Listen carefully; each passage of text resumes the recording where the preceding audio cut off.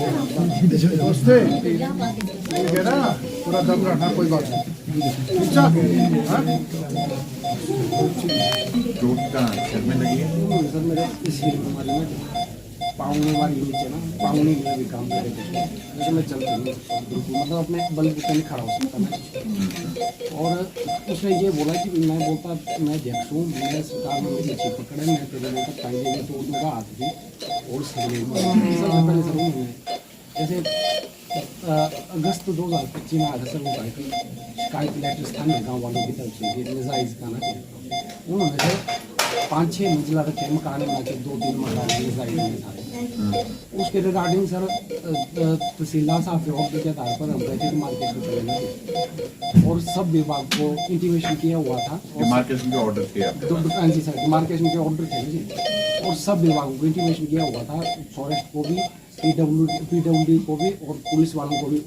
जब सर पिछले कल हम गए थे ना जी, हमारा जो पार्ट टाइम गया था ना सर उनको नोटिस देने आज के लिए, तो उन्होंने पहले बोला था कि ऐसे ऐसे पार्ट टाइम को आया था काफ़ी ना।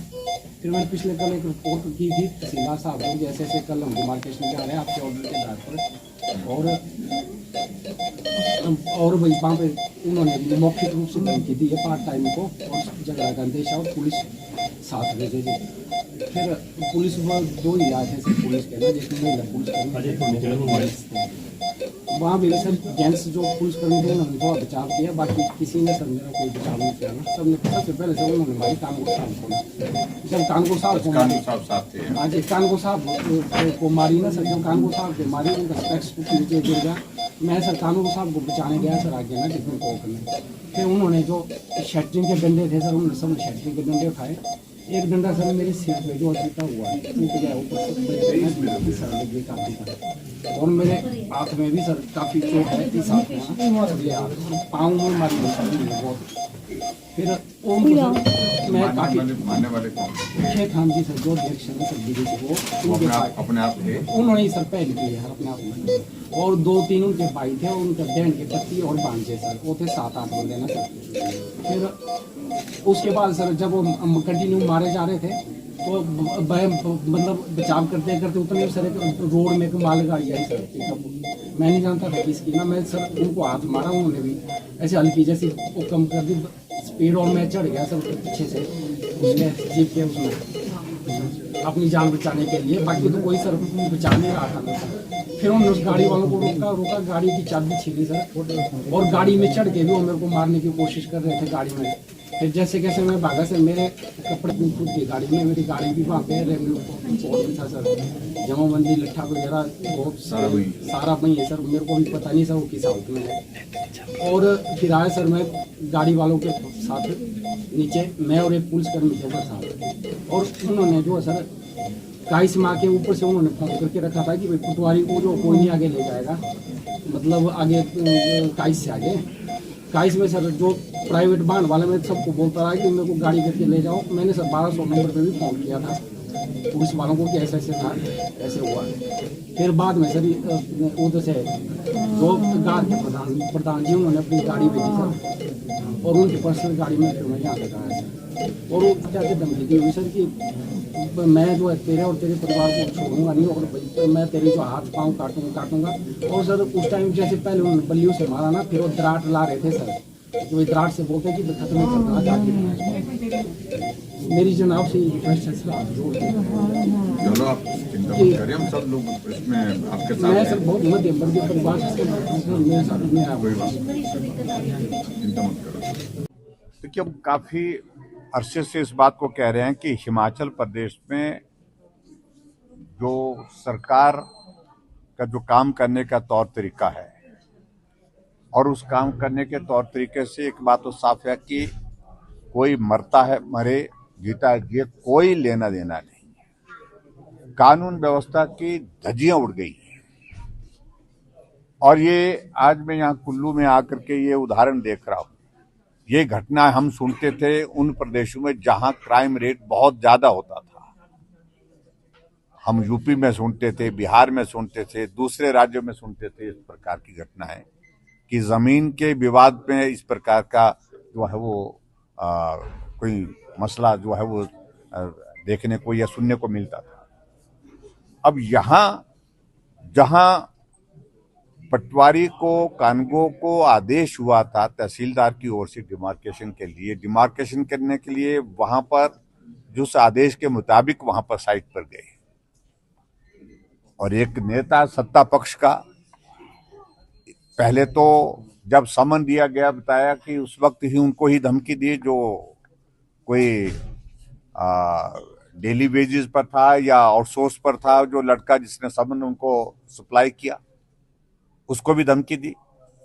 और उसके बाद जब मौके पर गए तो पहले कानगो की पिटाई की और उसके बाद फिर पटवारी जब उनको बचाने के लिए गया है तो उनके ऊपर जानलेवा हमला किया है। ये मैं कह सकता हूं ये जानलेवा हमला है।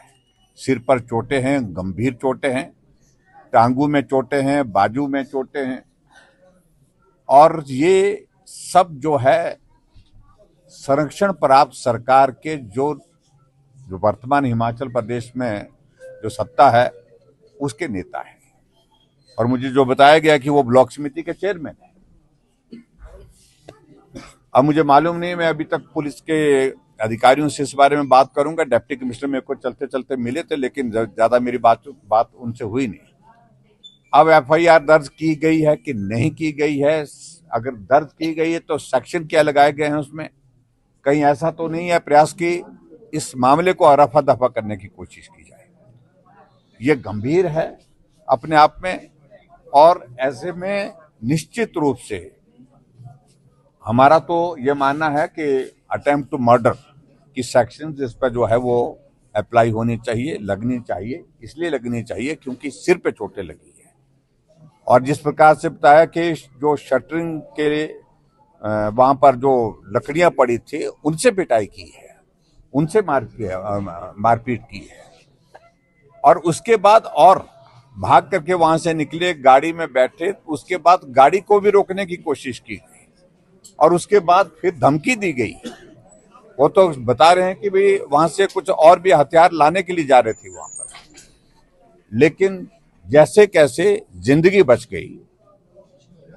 और जिंदगी अगर बची है तो मैं यही कहूंगा कि ऐसी सूरत में निश्चित रूप से जो कार्रवाई बनती है उस व्यक्ति के खिलाफ, जो कौन कौन लोग थे उन सब के खिलाफ आज ही कार्रवाई होनी चाहिए और उनकी गिरफ्तारी होनी चाहिए, और गिरफ्तारी के बाद जो है कानून के मुताबिक उनको सजा मिलनी चाहिए। ये मैं बड़ा साफ कहना है। और अभी मुझे कानगो की जो इनकी जो स्टेट की जो एसोसिएशन है उसके प्रतिनिधि भी मिले थे, वो भी कह रहे हैं कि हमारा भी ऐतराज है, हम भी काम रोकेंगे, हम भी काम कल से आज से ही रोक दिया है।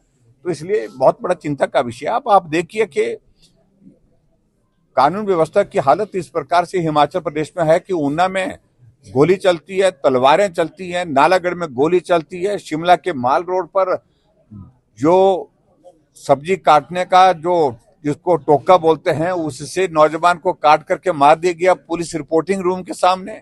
शिमला के बीसीएस से 3 बच्चों को अगवा करके लेकर के उठा करके चले जाते हैं। ये देवभूमि हिमाचल प्रदेश में आखिरकार हो क्या रहा है?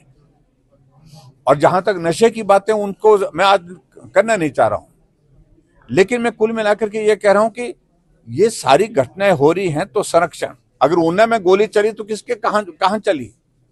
किसके होटल के प्रीमाइसेस में चली? कांग्रेस का नेता। आज अगर यहां कुल्लू में घटना घटित हुई है, उस घटना में कौन आदमी उसमें इन्वॉल्व है? कांग्रेस का नेता। आखिरकार ये सत्ता का नशा जो है जिस प्रकार से कांग्रेस के नेताओं के सिर चढ़ करके बोल रहा है, ये बहुत बड़ा चिंता का विषय है प्रदेश के इस देवभूमि हिमाचल प्रदेश के सभी लोगों के लिए।